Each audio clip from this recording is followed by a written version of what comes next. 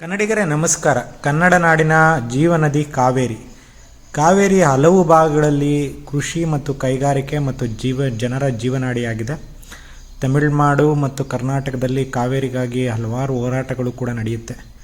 ಬೇಸಿಗೆ ಕಾಲದಲ್ಲಿ ಕಾವೇರಿ ನೀರನ್ನು ಬಿಡಬಾರ್ದು, ರಾಜ್ಯದಲ್ಲಿ ಅದು ಕಾವೇರಿ ನೀರನ್ನು ಉಳಿಸ್ಕೋಬೇಕು ಅಂತೇಳಿ ರೈತರು ಕೂಡ ಹೋರಾಟ ಮಾಡ್ತಾ ಇರ್ತಾರೆ.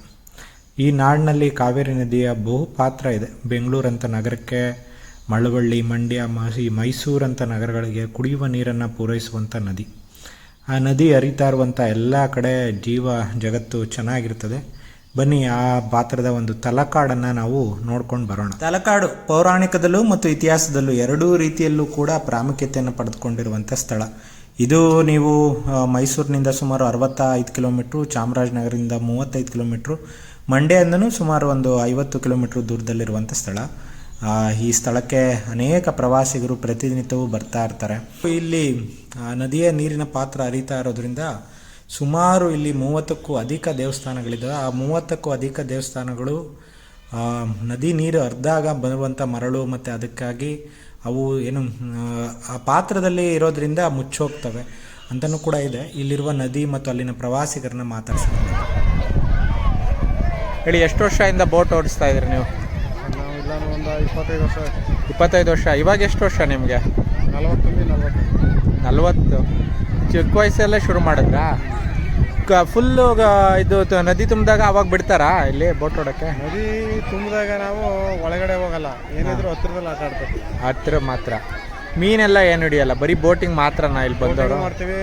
ಇದರಲ್ಲಿ ಹೊಸ ಜನ 3/4% ಬೋಟ್ ಆಡ್ತಾರೆ, 1/4% ಫಿಶಿಂಗ್ ಮಾಡ್ತಾರೆ. ಫಿಶಿಂಗ್ ನೀವು? ನಾವು ಮಾಡ್ತೀವಿ. ಫಿಶು ಮಾಡ್ತೀರಾ? ಮೀನು ಹಿಡಿತೀವಿ. ಮತ್ತು ಮೀನು ಹಿಡಿಯೋದಕ್ಕೆ ಸರ್ಕಾರಕ್ಕೆ ಏನಾದರೂ ಇದನ್ನು ಕಟ್ಟಬೇಕಾ? ತೊಗೊಂಡಿದ್ದೀರಾ?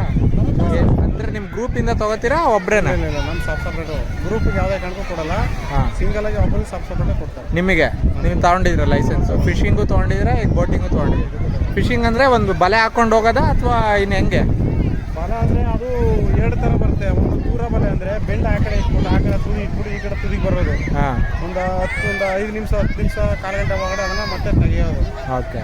ಈ ಬುಡ ಬಲೆ ಅಂದರೆ ಬೆಳಿಗ್ಗೆ ಬಿಟ್ಟರೆ ಪುನಃ ಬೆಳಗ್ಗೆ ಇದು ಸಾಯಂಕಾಲ ಬಿಟ್ಟರೆ ಬೆಳಗ್ಗೆ ಅಷ್ಟೊತ್ತಿಗೆ ಬಂದು ಬೆಳಗ್ಗೆ. ಓಕೆ ಅದು ಬುಡ ಬಲೆ. ಓಕೆ. ಇದೇ ಊರಾ ನಿಮ್ಮದು? ಹಾಂ ಬಾ ಹೇಳು. ಯಾವ ಊರು? ಹಾಂ. ಏನು ಮಾಡ್ತಾ ಇದೀಯ? ಅಲ್ಲಿ ಬಂದು ಆಟ ಆಡ್ತಿದ್ದೀರಾ? ಹೌದಾ? ಹಾಂ. ಹೌದಾ? ಯಾವ ಕಾಲೇಜು? ಏನು ಓದ್ತಿರೋದು? 10th. ಏನು ಹೆಸರು? ಇದೇ ಫಸ್ಟ್ ಇಲ್ಲಿ ಬರ್ತಾ ಇರೋದು ತಲಕಾಡಿಗೆ? ಹೌದಾ? ಈಜಾಡಿದ್ರಾ? ಹಾಂ. ಬೋಟಲ್ಲಿ ಮಾತ್ರ ಹೋದ್ರಾ? ಓಕೆ, ಆಯ್ತು. ಇನ್ನೂ ಚೆನ್ನಾಗಿರ್ತಿತ್ತಲ್ಲ. ಹೌದಾ? ಆಯಿತು ಸಿಂಚನ, ಥ್ಯಾಂಕ್ ಯು. ತಲಕಾಡು ಅಂತಂದರೆ ನಮಗೆ ನೆನಪಾಗೋದು ಅಲ್ಮೇಲಮ್ಮನ ಶಾಪ ಅಂತ. ಅಲ್ವೇಲಮ್ಮ ಯಾರು ಅಂತ ನಾವು ಹುಡ್ಕಿದ್ರೆ ವಿಜಯನಗರ ರಾಜಪ್ರತಿನಿಧಿಯಾಗಿದ್ದ ಶ್ರೀರಂಗರಾಯ ಅನ್ನೋರ ಪತ್ನಿಯಾಗಿರ್ತಾರೆ. ಅವನು ಇಲ್ಲಿ ವಿಜಯನಗರ ಅರಸರು ಆಳ್ತಾ ಇರ್ತಾರೆ, ಹೊಯ್ಸಳ ಅರಸರು ಆಳ್ತಾ ಇರ್ತಾರೆ, ಮೈಸೂರು ಅರಸರು ಆಳ್ತಾ ಇರ್ತಾರೆ. ಬೇರೆ ಬೇರೆ ಕಾಲಘಟ್ಟದಲ್ಲಿ ಇಲ್ಲಿ ಬೇರೆ ಬೇರೆ ರಾಜರುಗಳು ಈ ತಲಕಾಡನ್ನು ಆಳ್ವಿಕೆ ಮಾಡ್ತಾ ಇರ್ತಾರೆ. ಆ ವಿಜಯನಗರದ ಅರಸರು ಆಳ್ವಿಕೆ ಮಾಡ್ತಾ ಇರಬೇಕಾದ್ರೆ ವಿಜಯನಗರದ ರಾಜಪ್ರತಿನಿಧಿ ಶ್ರೀರಂಗರಾಯ ಅನ್ನೋನಿಗೆ ತುಂಬ ಆರೋಗ್ಯ ಕೆಟ್ಟೋಗ್ಬಿಡುತ್ತೆ. ತುಂಬ ಆರೋಗ್ಯ ಕೆಟ್ಟೋದಾಗ ವೈದ್ಯನಾಥೇಶ್ವರ ಪೂಜೆ ಮಾಡಿಬಿಟ್ಟು ಇಲ್ಲಿರುವಂಥ ಪ್ರಸಿದ್ಧ ದೇವಾಲಯ ಅದು, ಅದಕ್ಕೆ ಪೂಜೆ ಮಾಡಿ ಇಲ್ಲಿ ಆರೋಗ್ಯವನ್ನು ಸುಧಾರಣೆ ಮಾಡ್ಕೋಬೇಕು ಅಂತೇಳಿ ಆತ ಬರ್ತಾನೆ. ಆತ ಬಂದಾಗ ತಲಕಾಡಲ್ಲಿ ಅವರ ಹೆಂಡತಿ ಕೂಡ ಬರ್ತಾರೆ. ಆತನ ಹೆಸರು ಅಲ್ಮೇಲಮ್ಮ. ಆಕೆನೂ ಕೂಡ ಬರ್ತಾರೆ.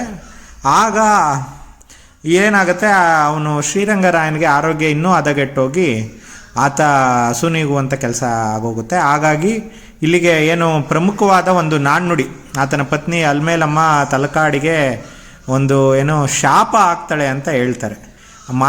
ಮಾಲಂಗಿಯಲ್ಲಿ ನೆಲೆಸಿರ್ತುವಂಥ ಅಲ್ವೇಲಮ್ಮ ತಲಕಾಡು ಮರಳಾಗಿ ಮಾಲಂಗಿ ಮಡುವಾಗಿ ಮೈಸೂರು ಒಡೆಯರಿಗೆ ಮಕ್ಕಳಾಗದೆ ಹೋಗಲಿ ಅಂತ ಹೇಳ್ಬಿಟ್ಟು ಅಲ್ವೇಲಮ್ಮ ಶಾಪ ಆಗ್ತಾರೆ ಅಂತ ಹೇಳ್ಬಿಟ್ಟು ಇಲ್ಲಿರುವಂಥ ಒಂದು ಪ್ರತೀತಿ. ಹಾಗಾಗಿ ಇದು ಐತಿಹಾಸಿಕವಾಗಿ, ಪೌರಾಣಿಕವಾಗಿ ಮತ್ತು ಈ ಥರದ್ದು ಒಂದು ಶಾಪದ ನಂಟು ಜನರಿಂದ ಬಾಯಿಂದ ಬಾಯಿಗೆ ಹರಡುವಂಥ ಒಂದು ಪ್ರದೇಶವಾಗಿ ಇವತ್ತು ತಲಕಾಡು ಮಾರ್ಪಾಟಾಗಿದೆ.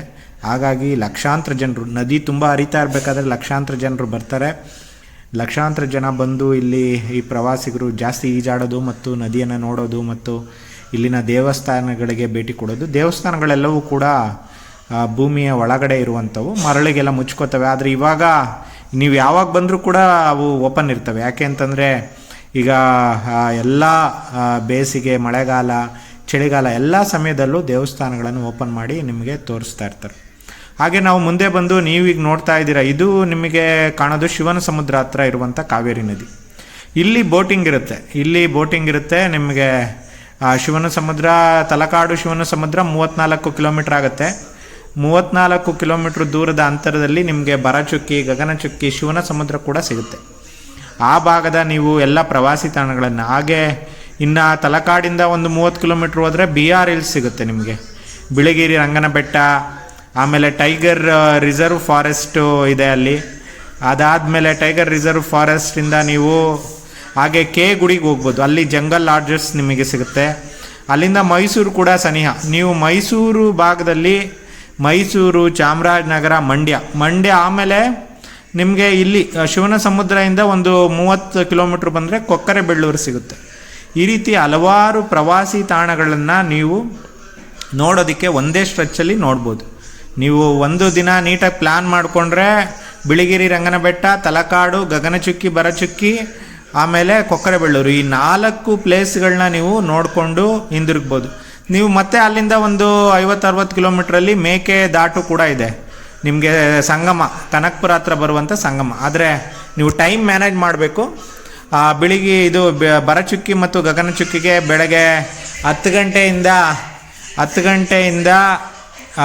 ಸಂಜೆ 5 ಗಂಟೆವರೆಗೆ ಮಾತ್ರ, ಬೆಳಗ್ಗೆ 8-9 ಗಂಟೆಯಿಂದ 5 ಗಂಟೆವರೆಗೆ ಮಾತ್ರ ಅವಕಾಶ ಇರುತ್ತೆ. ಇನ್ನು ಬೇರೆ ಕಡೆ ನಿಮಗೆ ಎಲ್ಲ ಥರದ್ದು ಅವಕಾಶಗಳು ಇರುತ್ತೆ. ಹಾಗಾಗಿ ನೀವು ಅಲ್ಲಿ ನೋಡಿ ಪ್ರವಾಸಗಳಲ್ಲಿ ಭೇಟಿ ಆಗ್ಬೋದು. ಗಗನಚುಕ್ಕಿ, ಬರಚುಕ್ಕಿ ಕೂಡ ನಿಮಗೆ ನೋಡುವಂಥ ಸ್ಥಳ. ಇಲ್ಲಿ ಬೋಟಿಂಗ್ ಕೂಡ ಅವಕಾಶ ಇದೆ. ಈ ಬೋಟಿಂಗು ಪ್ರವಾಸಿ ಜನರಿಗೆ ಏನು ಮೇಯ್ನ್ ರೋಡಲ್ಲೇ ಕಾಣುವಂಥ ಸ್ಥಳ. ಅಲ್ಲಿ ಒಂದು ಬೋರ್ಡ್ ಹಾಕಿದ್ರೆ ನೀವು ಅಲ್ಲಿ ಬೋಟಿಂಗ್ ಹೋಗೋದಕ್ಕೆ ಸಾಧ್ಯ ಆಗುತ್ತೆ. ಹಾಗಾಗಿ ಇವೆಲ್ಲ ಪ್ರವಾಸಿ ತಾಣಗಳನ್ನ ನೋಡಿ ಖುಷಿಪಡಿ. ಹಾಗೆ ನನ್ನ ಚಾನಲ್ನ ನೀವು ಸಬ್ಸ್ಕ್ರೈಬ್ ಮಾಡಿಲ್ಲ ಅಂದರೆ ದಯವಿಟ್ಟು ಚಾನಲ್ಗೆ ಸಬ್ಸ್ಕ್ರೈಬ್ ಮಾಡಿ. ಇನ್ನೂ ಉತ್ತಮವಾದ ವೀಡಿಯೋಗಳನ್ನ ಮಾಡೋದಕ್ಕೆ ನನಗೆ ಪ್ರೇರಣೆ ಆಗುತ್ತೆ. ನೀವು ಸಬ್ಸ್ಕ್ರೈಬ್ ಮಾಡಬೇಕು. ಪೂರ್ಣವಾದ ವೀಡಿಯೋವನ್ನು ನೋಡಿ, ಕಾಮೆಂಟ್ ಮಾಡಿ. ನೀವು ಈ ವಿಡಿಯೋವನ್ನು ನೋಡಿದ್ದಾದಮೇಲೆ ಈ ಜಾಗಗಳು ಎಲ್ಲೆಲ್ಲಿ ಬರುತ್ತೆ ಅಂತೇಳಿ. ನೀವೇನಾದರೂ ಈ ಪ್ರವಾಸಕ್ಕೆ ಹೋಗಿದ್ರೆ ನಿಮ್ಮ ಅನುಭವವನ್ನು ಹಂಚ್ಕೊಳ್ಳಿ. ಇನ್ನು ಯಾವ ರೀತಿಯ ವೀಡಿಯೋಗಳನ್ನ ನಾನು ಮಾಡ್ಬೋದು ಅಂತೇಳಿ ನಿಮ್ಮ ಸಲಹೆ ಸೂಚನೆಗಳನ್ನ ನನಗೆ ನೀಡೋದಕ್ಕೆ ನಾನು ನಿಮ್ಮ ಹತ್ರ ಕೇಳ್ಕೊಳ್ತೀನಿ. ಎಲ್ಲರಿಗೂ ನಮಸ್ಕಾರ. ನಾನು ಜ್ಞಾನಸಿಂಧು ಸ್ವಾಮಿ. ಮತ್ತೊಮ್ಮೆ ಸಿಗೋಣ. ಜೈ ಕರ್ನಾಟಕ, ಜೈ